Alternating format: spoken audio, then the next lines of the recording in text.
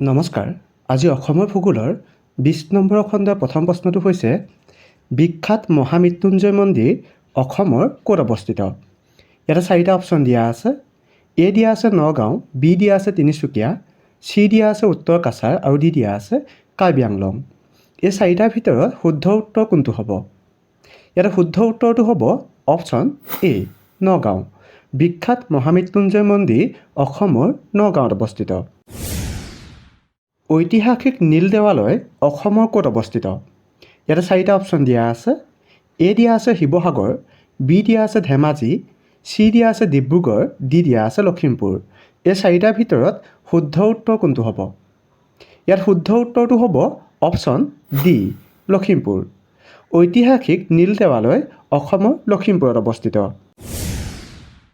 পবিতৰাক অভয়াৰণ্য হিচাপে কোন চনত ঘোষণা কৰা হৈছিল? ইয়াতে 4টা অপশ্যন দিয়া আছে।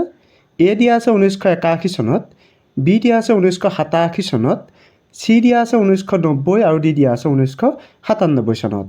এই 4টাৰ ভিতৰত শুদ্ধ উত্তৰ কোনটো হ'ব? ইয়াতে শুদ্ধ উত্তৰটো হ'ব অপশ্যন বি 1987 চনত।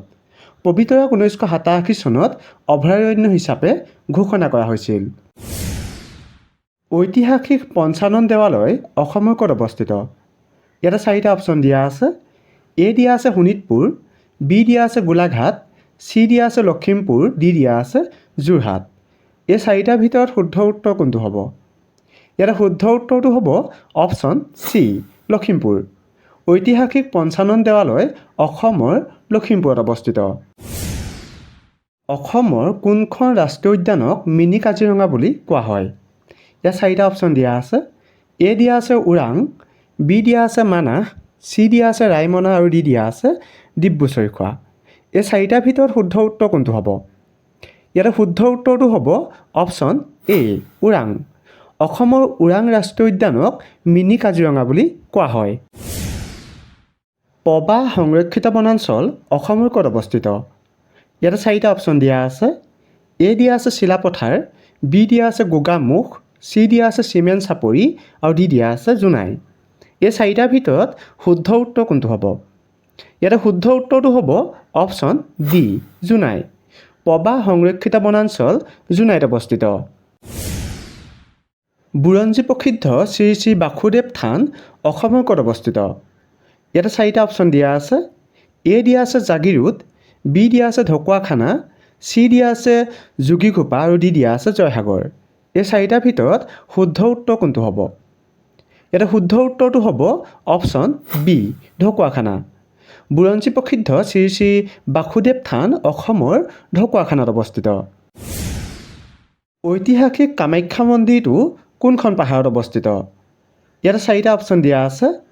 এ দিয়া আছে চিত্ৰাচল পাহাৰ, বি দিয়া আছে চন্দ্ৰভাৰতী পাহাৰ, চি দিয়া আছে নীলাচল পাহাৰ আৰু ডি দিয়া আছে সন্ধ্যাচল পাহাৰ। এই 4টাৰ ভিতৰত শুদ্ধ উত্তৰ কোনটো হ'ব? ইয়াতে শুদ্ধ উত্তৰটো হ'ব অপশ্যন চি নীলাচল পাহাৰ। ঐতিহাসিক কামাখ্যা মন্দিৰটো নীলাচল পাহাৰত অৱস্থিত। শ্ৰীমন্ত শংকৰদেৱ কলাক্ষেত্ৰ অসমৰ ক'ত অৱস্থিত? ইয়াতে 4টা অপশ্যন দিয়া আছে। এ দিয়া আছে পাঞ্জাবাৰী, বি দিয়া আছে আমবাৰী, চি দিয়া আছে জালুকবাৰী আৰু ডি দিয়া আছে আমিনগাঁও। এই 4টাৰ ভিতৰত শুদ্ধ উত্তৰ কোনটো হ'ব? ইয়াত শুদ্ধ উত্তৰটো হ'ব অপশ্যন এ পাঞ্জাবাৰী। শ্ৰীমন্ত শংকৰদেৱ কলাক্ষেত্ৰ অসমৰ পাঞ্জাবাৰীত অৱস্থিত।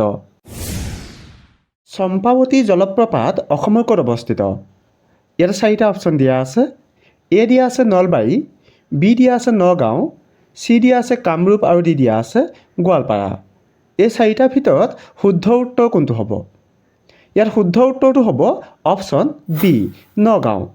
চম্পাৱতী জলপ্ৰপাত অসমৰ নগাঁৱত অৱস্থিত।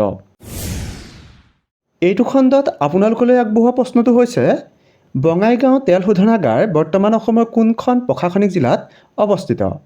ইয়াতে 4টা অপশ্যন দিয়া আছে।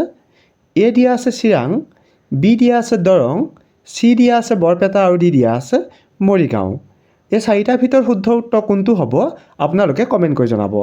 আৰু যিসকলে ভিডিঅ'টো চাই ভাল লাগিলে আগলৈ শ্বেয়াৰ কৰি দিব। ধন্যবাদ।